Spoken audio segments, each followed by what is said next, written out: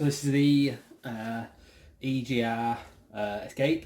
So what we're going to do is I'm going to cut this off now. Just going to cut it off with a Dremel. The reason why I'm wearing these big gloves is I don't want any of that going into my hands. These are really thick building gloves, and they're also padded for vibration, because in the last couple of videos that I've done for cleaning down with this tool, it's given me numb fingers. So that's the reason why I'm actually doing that. It might look a bit silly, but again, it's just for safety, and I'm also wearing a pair of goggles too. So I'm going to grind this off now.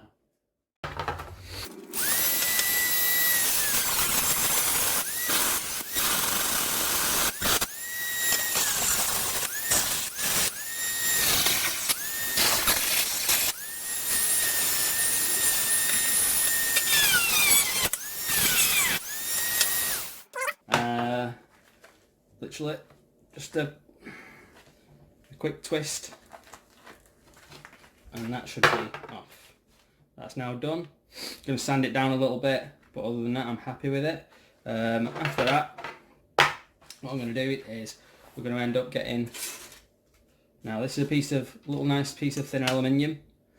It actually came out the bottom of a Pringles can, and I'm going to cut that out just with a pair of scissors to the size of the gasket. And I'm going to probably do it 2 times or 3 times as well. And the reason why I'm doing that is I'm going to enforce it a little bit. If you have 3, it's very rare that it's going to come out. And I'm going to sandwich them together with some gasket sealant as well. So here we go.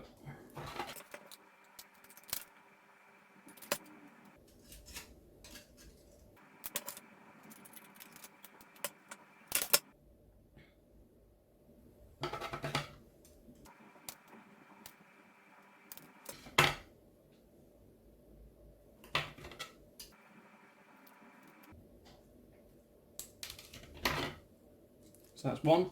Doesn't have to be perfect. All it's going to do is just sit behind that gasket against the engine. I'm going to put a couple of small holes either side here so we can obviously get the bolts in, and just repeat that probably 2 or 3 times if I can. Once I've done that, then we'll fit it to the engine, because I'm going to give it a good wash down and a clean, and I don't want anything going in the into the engine itself. So especially not through the EGR.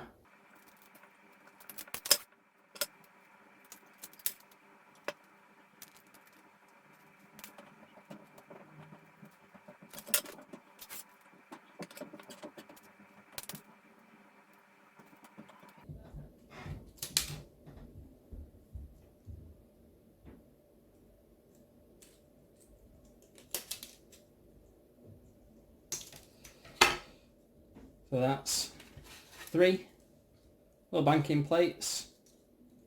Again, like I said, they don't need to be anything stronger than a Coke can, or that, like I said, was at the bottom of a Pringles can. Made 3 nice little blank plates there. Like I said to you before, I'm going to cut that down a little bit more so it's not sharp, and then we're going to fit it to the bike.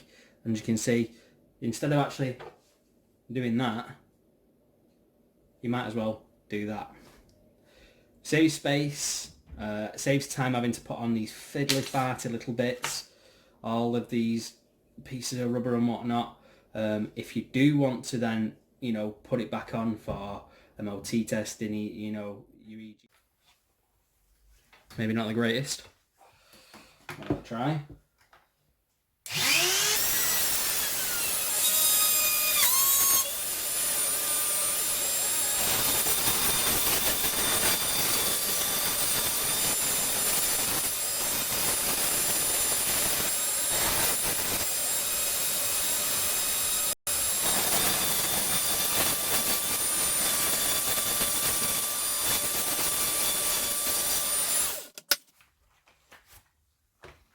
Fingers crossed this one is okay. So I'm going to try and put it on there, see if it links up. Holes link up okay. And then I'm put these through here. So the first one, the actual plate itself, I'm going to put that and then that, and try and put these through here. It should just go through. If not, just push it through slightly, wind it in, and you shouldn't have any problems. And that's one blanking plate done.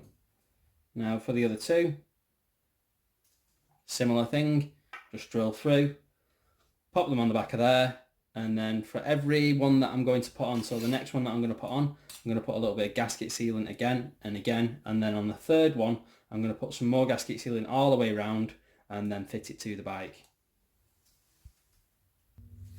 Time for the second one.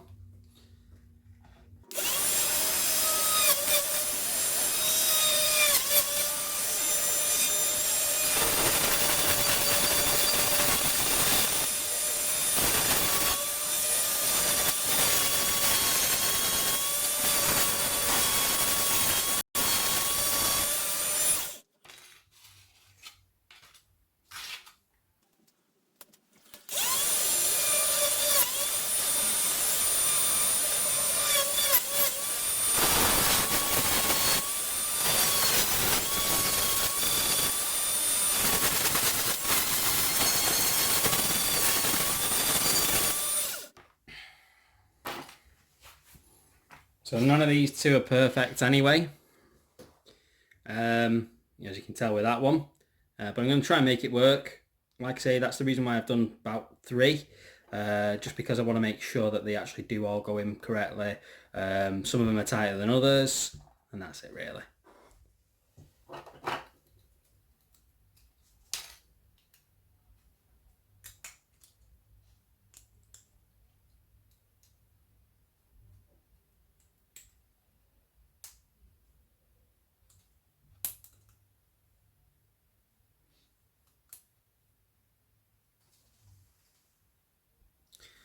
So for this I'm going to use some high temperature sealant, some silicone.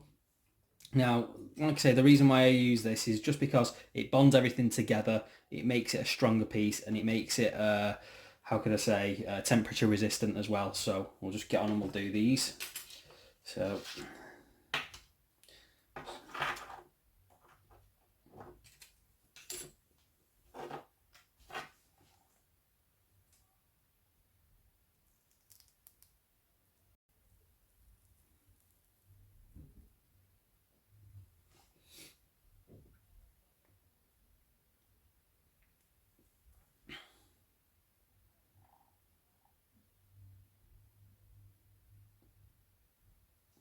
and I'm going to put a small amount on the first one because that's where I'm going to put this gasket. This gasket, really, there's no point in putting that back against the engine, but I'll put it back on this piece anyway, just in case I need it in the future, and I can separate it in the future if I do need it.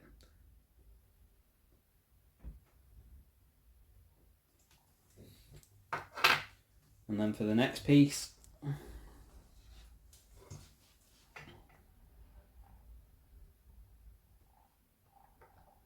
a little bit more on this one.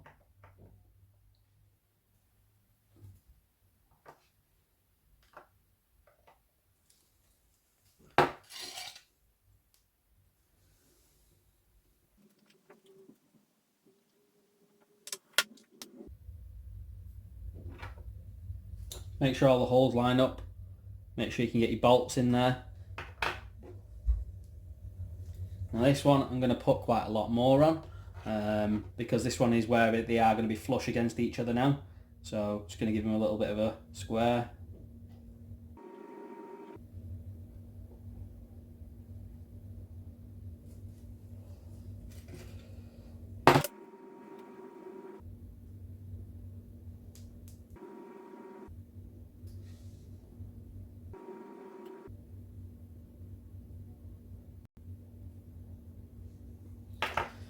And the final piece,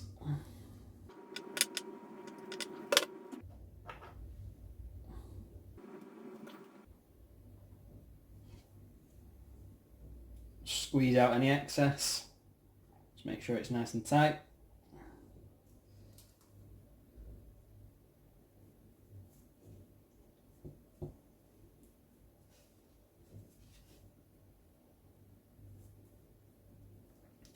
And then I'm going to try and fit the bolts to this so they all fit in nicely, and then they can get ready to go into the bottom of the back head.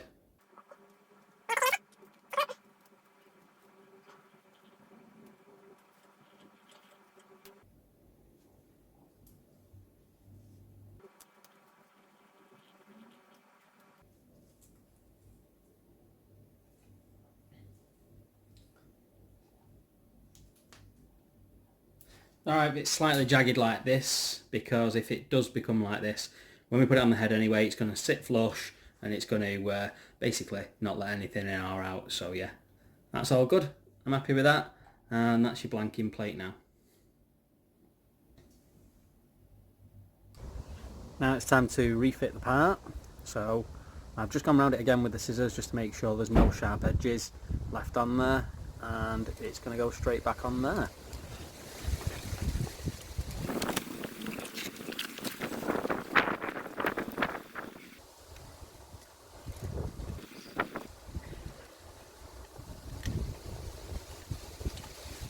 So the can part that I've put on has stopped it from moving, so I'm just going to give it a couple of quick turns so it gets used to it and it wears out the actual tool itself, and then just unscrew it because it is sticking with the can.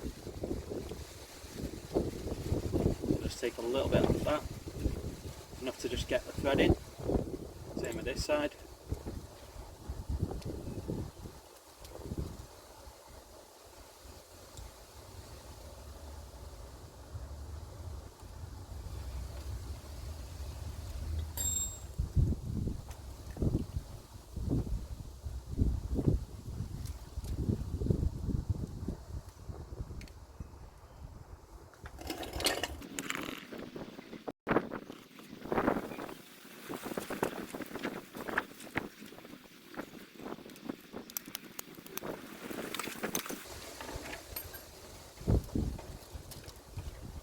Try it with this, if it can go in. No, it doesn't. So you have to use the 10mm.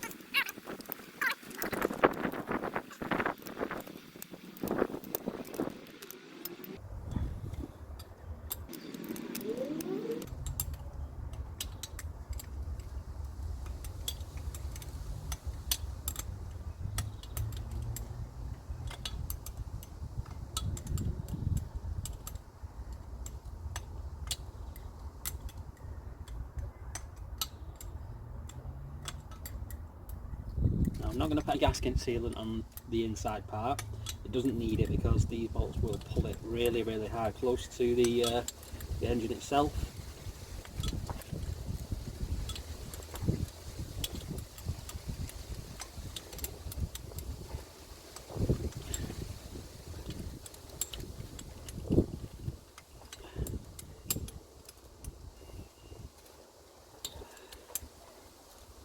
I don't want to over tighten it just in case I strip bolts.